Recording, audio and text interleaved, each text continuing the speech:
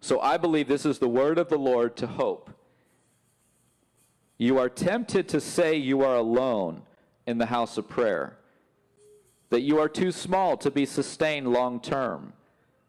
But you live, catch this, you live in the generation of the restoration of night and day prayer in America and in the nations. That is the word of the Lord to the prayer movement and to any other small fledgling church or house of prayer that is wanting to sustain prayer and worship. We are tempted, like Elijah, to feel that we are alone, but we live in the generation of the restoration of night and day worship and prayer in America and in the nations. Night and day prayer, giving God space and time for perpetual worship and prayer, is a rarity among the generations.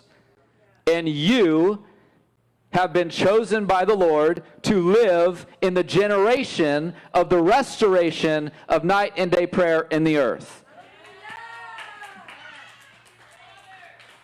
So when we feel, I'm alone, I'm alone, I'm alone, God is saying, I have thousands and thousands and thousands who have not bowed the knee, who have not stopped praying, who you don't know where they are, you don't know what ministry they belong to, you don't know what time of day they pray, maybe morning, maybe evening, maybe in the middle of the night. You have no idea.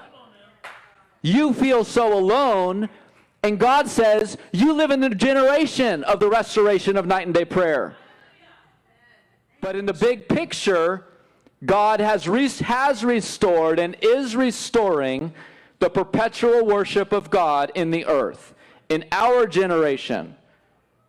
So we are joining with the saints in the Spirit, praying, taking our little part, our little Tuesday, our little Thursday, and we are joining with the broader body all over the earth, worshiping God, because He's worthy.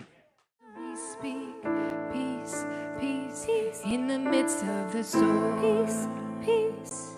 And we speak peace, peace, peace, peace in the midst of the storm. Peace, peace to every heart. Peace, peace in the midst of the storm. You'll accomplish your word.